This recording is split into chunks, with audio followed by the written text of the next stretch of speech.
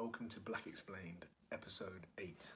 In today's episode, we're going to look at our friends, the racist. Those people who are blatantly racist and they don't give a... because all lives don't actually matter. And by that I mean their lives are more important and we are not. In today's episode, we'll see quite a few examples of people who really, I don't know, they seem to let down everybody else. It'll be quite educational, very offensive, and at times laughable. So sit back, relax, and take note. The reason I stopped you is when you came out of the barns. No offence to you, but you're a black male, okay? I'm not going to lie to you. So it's racist when you stop me? I'm not saying that at all. The reason I've stopped you, and I'll explain if you let me finish, alright? In this area, we have a number of drug dealers. I'm not saying you're a drug dealer. That come up from other areas that don't live anywhere around here. I live here. I know you might know that, but I don't because I've never met you before, okay? Looks like racism to me. You ready? For what? For what? Wait,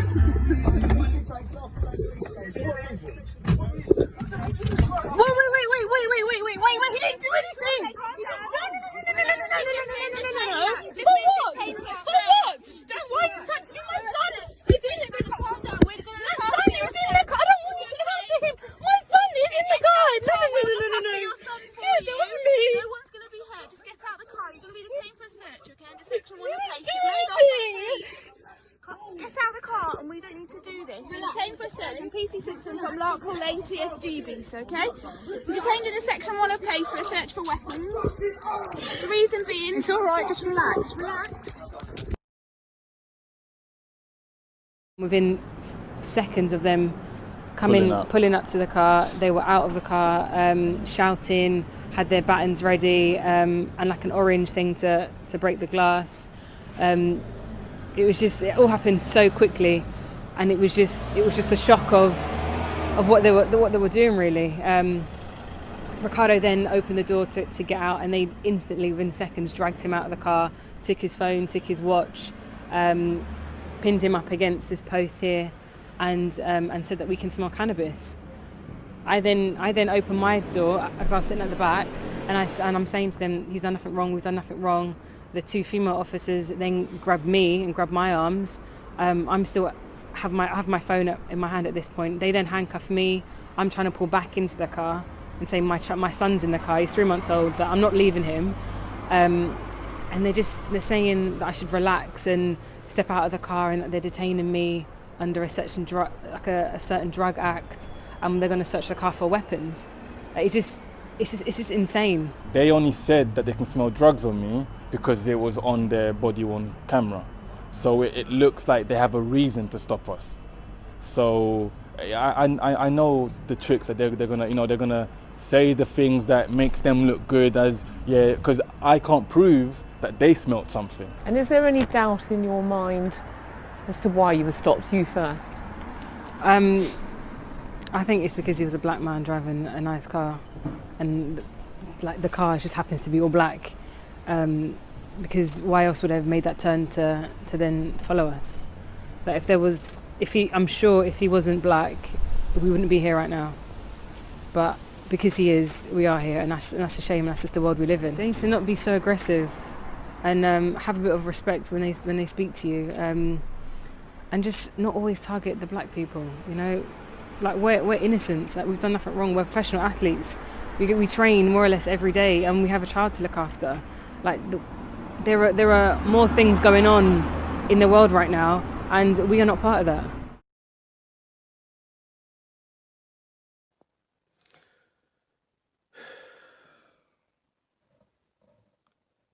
Racist police. Alright, yeah, good arrest.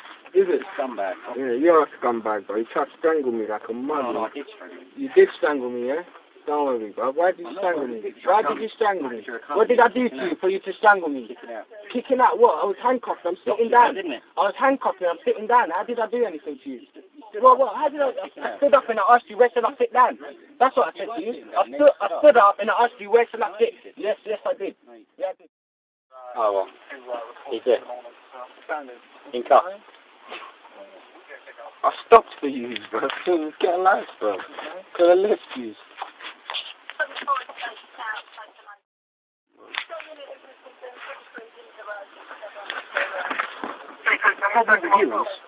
You'd always be a nigger. Yeah, that's your problem.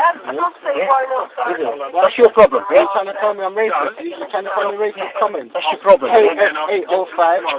Yeah? I'll be back. Don't worry, KF45. All the time. I'll always be a nigger, that's what you said, yeah?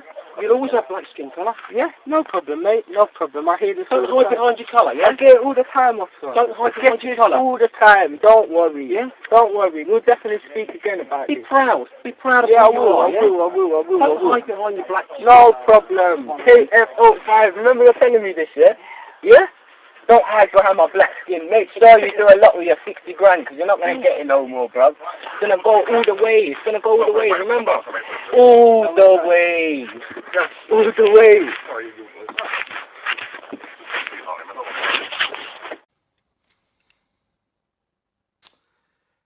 You're a racist.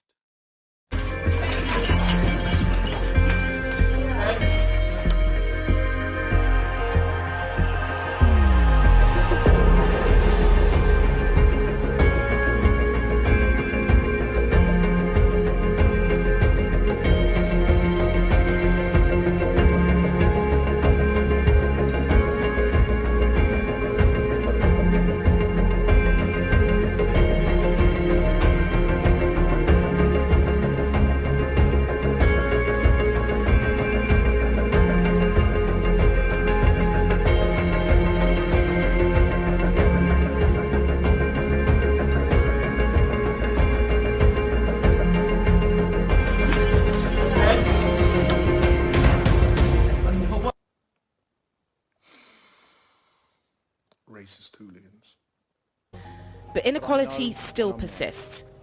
The government's own figures show black people are 10 times more likely to be stopped and searched, but campaigners believe the number could be higher. And black people are also more than twice as likely to die in police custody in England and Wales. Protesters say they'll continue to fight until disparities like these in the UK are gone. Well, when Neil Basu joined the Metropolitan Police in 1992, he admits that his friends and family thought he was insane. Today, Assistant Commissioner Basu has risen to be the UK's highest-ranking officer from an ethnic minority. Kathy Newman went to meet him. You talked in your blog about how hard it was to be a BAME officer decades ago when you joined, and that actually friends and family thought you were insane to join the police. Have you yourself ever experienced racism within the force? Yes, but interesting, and we as professionals ought to understand that that might be the case, and therefore whenever we speak to people we should do it with dignity, respect and an understanding and empathy about where they're coming from. We haven't always got that right, and if officers themselves don't feel they can speak up about things like that, that would be wrong. You've talked about the disproportionality in the criminal justice system, whether that's tasering or stopping and searching. Is it time to sort of look across the piece, including at the use of stop and search, and see whether that is now exacerbating tensions at this particular moment in history? Well, it's not only the time, that time has been with us before. Stephen Lawrence, the Macpherson inquiry was a watershed moment. The Brixton riots and the Scarman report was a watershed moment.